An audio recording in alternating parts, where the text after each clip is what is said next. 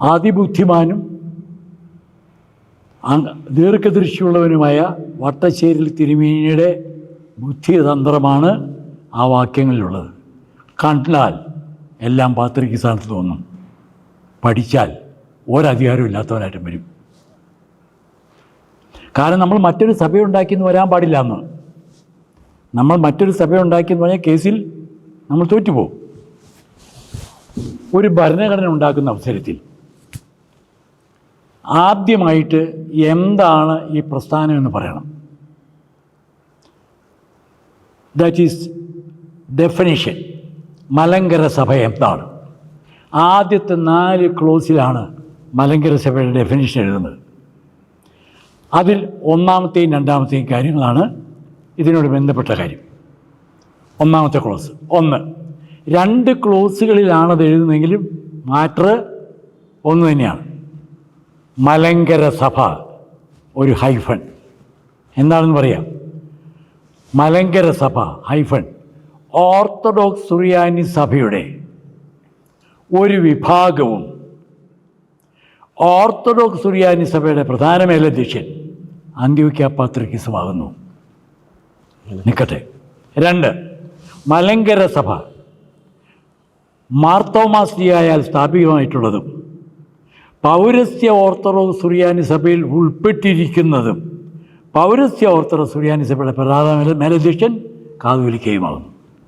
ഈ 2 വാചകങ്ങൾ ഒരുമിച്ച് ചേർത്തൊക്കെ പറയാം. അന്ത്യോക്യ പാത്രിക്കീസ് മേലധ്യക്ഷനായിരിക്കുന്ന ഓർത്തഡോക്സ് സുറിയാനി സഭയുടെ ഒരു വിഭാഗവും മാർത്തോമാശ്ലീഹായാൽ സ്ഥാപിക്കപ്പെട്ടിട്ടുള്ളതും പൗരസ്ത്യ കാതോലിക്ക മേലധ്യക്ഷനായിരിക്കുന്ന പൗരസ്ത്യ ഓർത്തഡോക്സ് സുറിയാനി സഭയിൽ ഉൾപ്പെട്ടിരിക്കുന്നതുമാകുന്നു എന്ന് വേണമെങ്കിൽ ഒരു വാചകത്തിൽ അർത്ഥഭംഗം വരാതെ എഴുതാം. പക്ഷെ വായിച്ച ആർക്കും മനസ്സിലാവില്ല. അതുകൊണ്ട് 2 ക്ലോസായിട്ട് എഴുതിയെങ്കിലും ഒറ്റ മാറ്ററാണ്. ഇതിനകത്ത് 5 കാര്യങ്ങളാണ് പറയുന്നത്. അതതിൻ്റെ ഒരു ക്രമമനുസരിച്ച് പറഞ്ഞാൽ 1. മലങ്കര സഭ മാർത്തോമാശ്ലീഹ സ്ഥാപിച്ചതാണ്. 2. അത് ഉൾപ്പെട്ടിരിക്കുന്നത് പൗരസ്ത്യ ഓർത്തഡോക്സ് സുറിയാനി സഭയിലാണ്. 3. പൗരസ്ത്യ ഓർത്തഡോക്സ് സുറിയാനി സഭയുടെ പ്രധാന മേലധ്യക്ഷൻ കാതോലിക്കയാണ്. 4. മലങ്കര സഭ ഓർത്തഡോക്സ് സുറിയാനി സഭയുടെ ഒരു വിഭാഗമാണ്. 5. ഓർത്തഡോക്സ് സുറിയാനി സഭയുടെ പ്രധാന മേലധ്യക്ഷൻ അന്ത്യോക്യ പാത്രിക്കീസാണ്. ഈ 5 കാര്യങ്ങളാണ് ഈ 2 വാചകങ്ങളിലായി തന്നിട്ടുള്ളത്. ക്ലിയറായി ഞാൻ വിചാരിക്കുന്നു. ഇനി നമുക്കൊന്നുകൂടെ പരിശോധിക്കാം. മലങ്കര സഭ ഓർത്തഡോക്സ് സുറിയാനി സഭയുടെ ഒരു വിഭാഗമാണ്, ഭാഗമല്ല.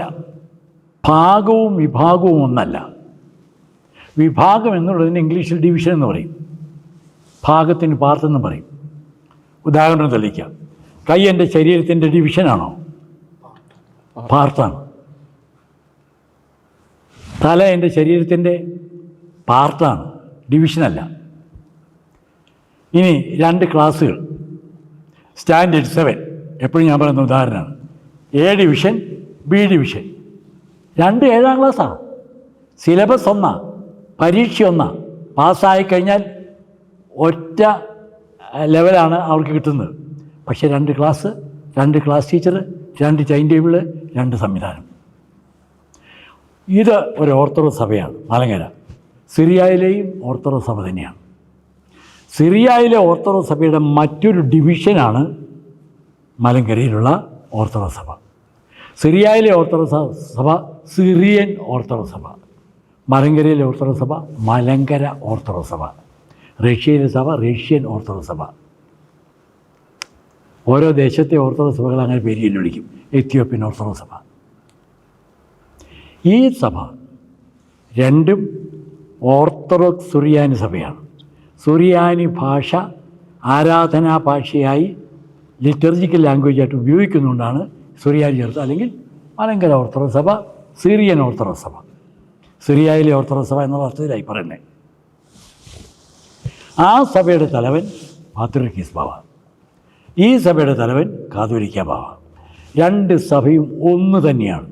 ഒരേ വിശ്വാസം, ഒരേ ആചാരം, ഒരേ അനുഷ്ഠാനം. ആ 2 സഭകൾ ഒരു കുടുംബം പങ്കിട്ട് പിരിയുന്ന പോലെ 2ആയി പിരിഞ്ഞു. ഇടയനാലച്ഛന് 2 ആൺമക്കളാണ് ഉള്ളത്. എൻ്റെ കുടുംബം 2ആയി പകുത്ത് പങ്കിട്ടു. 2 കുടുംബത്തിൻ്റെ പേരും ഇടയനാൽ എന്നാണ്. ഒന്ന് യാക്കോബായ, ഒന്ന് ഓർത്തഡോക്സ് അല്ല. എൻ്റെ 2 മക്കളുടെയും വീട്ടുപേര് ഇടയനാൽ തന്നെയാണ്. 2 ഇടയനാൽ കുടുംബം. 2 കുടുംബത്തിനും 2 നാഥന്മാർ. 2 പേരും അന്യോന്യം ബഹുമാനിക്കണം, ആദരിക്കണം. അന്യോന്യം ആദരിച്ചില്ലെങ്കിൽ പരസ്പരമുള്ള ആദരവും ബഹുമാനവും നഷ്ടപ്പെട്ടു പോകും. അതുകൊണ്ട് കാതോലിക്കായെ വാഴിക്കുമ്പോൾ പാത്രിക്കീസിനെ ക്ഷണിക്കണം. കാനോനികമായി കാതോലിക്കായുടെ സഹകരണത്തോടെ വാഴിച്ചാൽ പാത്രിക്കീസിനെ അംഗീകരിക്കും. അതാണ് ഭരണഘടന. ആ വാചകം ഒന്നുകൂടെ കേൾക്കണം. കാനോനികമായി കാതോലിക്കായുടെ സഹകരണത്തോടെ വാഴിക്കപ്പെടുന്ന പാത്രിക്കീസിനെ മലങ്കര സഭ അംഗീകരിക്കും. അവർക്ക് പാത്രിക്കീസിനെ തിരഞ്ഞെടുക്കാം, അവർക്ക് വാഴിക്കാം. കാതോലിക്കായി ക്ഷണിക്കണമെന്നില്ല. അങ്ങനെ ക്ഷണിക്കാത്ത പക്ഷം നമുക്ക് പിന്നെ ക്ഷണിക്കേണ്ട കാര്യമില്ല. നമ്മൾ ക്ഷണിക്കാതെ നമ്മൾ ക്ഷണിക്കില്ല. അതാണിപ്പോൾ ആഴ്ചയൊക്കെ ക്ഷണിക്കാത്തത്. 64 ക്ഷണിച്ചത് അംഗീകരിക്കപ്പെട്ട നിലയിൽ ഒരു പാത്രിക്കീസ് ഉണ്ടായിരുന്നുകൊണ്ടാണ്. ഈ സ്നേഹബന്ധം നിലനിർത്താനാണ് കൽപ്പന.